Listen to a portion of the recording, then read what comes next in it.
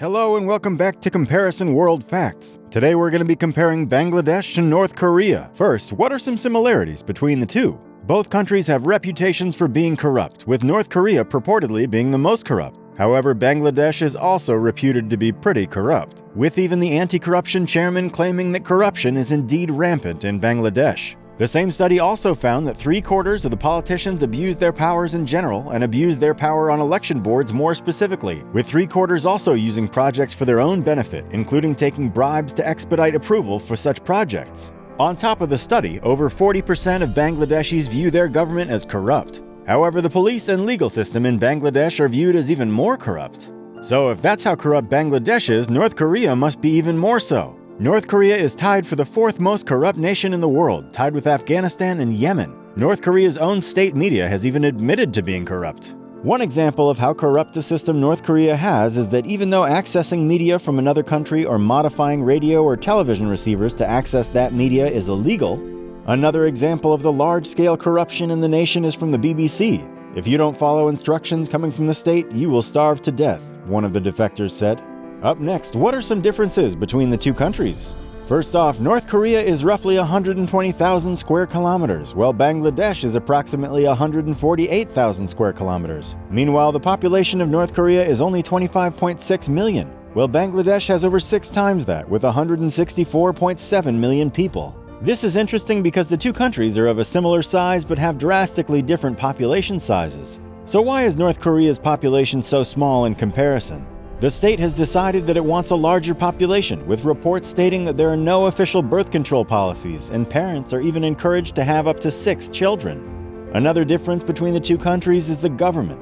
Bangladesh is a parliamentary democracy, with a prime minister who selects the other ministers.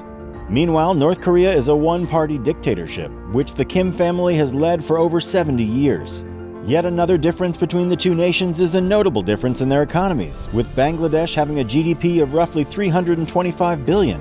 Meanwhile, North Korea only has a GDP of an estimated 28.5 billion. Keep watching to hear how Korea split into North and South Korea. So, why does North Korea have such a small population? The smaller population size is likely due to the country being underdeveloped. According to the Borgen Project, roughly 60% of the country's population lives in poverty. One large reason for this is that the government controls all financial exchanges, which has caused the economy to be quite slow due to the lack of competition between businesses. A further reason why North Korea's economy is not doing as well as it could be is primarily due to the European Union's sanction on the country, banning the trade of gold, precious metals, the export of luxury goods, and even banning the import of minerals. Another issue the EU's sanctions are causing the country to endure is the restriction of investment in financial activities. On top of the EU's sanctions, Australia, South Korea, Taiwan, and the United States and many other countries have also imposed their own sanctions. Keep watching closely to find out how a group of North Korean hackers almost stole $1 billion from Bangladesh. Up next, what is it like to visit North Korea? Believe it or not, you can't come to North Korea unless you're in a guided tour group. Tourism in North Korea comes with many restrictions, and you will feel as though you can't wander around or do as you wish. You will always have 2 guides who chaperone and watch you every step of the way. Some governments even advise not to visit North Korea at all, with the US passport being banned from use to enter North Korea. If for some reason you're already in North Korea and don't follow all of their rules, you could find yourself imprisoned or worse. So, what can't you do while in North Korea? North Korea comes with many laws that seem extremely over the top to most. Some examples of these are, men and women are required to choose one of 28 government-approved haircuts. That's right, they even control your hair. The state offers 10 choices for men and 18 choices for women. This law was enacted in 2013, and it's been speculated that it's due to Kim Jong-un wanting his hairstyle to remain unique. Another law we feel is over the top is that making an international phone call is illegal. That's right, you're not allowed to call anyone from another country. The nation takes this law extremely seriously. Another interesting rule that North Koreans must follow is the mandatory military service for all citizens. Men must serve 10 years in the nation's armed forces, while all women must serve 7 years. There are quite a few countries with mandatory military service. However, there are few with such a large amount of compulsory time. 10 years is very long. So, which of the two would be better to be born in? If you're still asking this question after coming this far in the video, don't worry, we've got the definitive answer for you. We believe you'd be far better off being born in Bangladesh. On top of a less corrupt government with less strict rules, you'll also have a 2-year longer life expectancy. And on top of that, you'll be 30% less likely to die during infancy, and almost 50% less likely to die during childbirth. Another perk of being born in Bangladesh in lieu of North Korea is you'll be 6 times more likely to have a job. And you'll also make much more money while also being more likely not to become obese. Up next, what are some interesting facts about the two countries? Did you know that in 2016, North Korean hackers had a hack plan for a $1 billion raid on the National Bank of Bangladesh? The staff at the bank thought they had an issue with their printer. However, when they rebooted it, they realized that there was $81 million that had almost gone missing. But that wasn't even the worst-case scenario. The bank had received false orders to drain the entire $1 billion account. Had they not caught this, the country would have suffered dramatically. Also, did you know that Bangladesh was under military rule for 15 years from 1975 to 1990 before democracy was restored? General Mohammad Hussein ruled the country after a coup in which he had President Ziaur Rahman assassinated.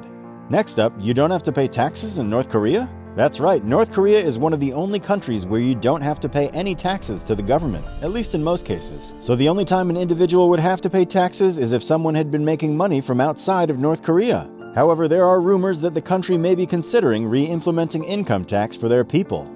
Did you know that Bangladesh is home to the world's most densely populated city? Dhaka, Bangladesh's capital city, is the world's most densely populated city with over 44,000 people per square kilometer. New York City is only just behind, however, with 43,200 people per square kilometer. The density of Dhaka makes sense, however, with over 22 million residents. They're bound to have to be pretty tightly packed in there. Did you know that North Korea has been at war with its neighbor South Korea since 1950? Both countries agreed to a ceasefire in 1953, and there hasn't been any actual battle since. But they are technically still at war, as they haven't signed any peace treaties. Why was this the case?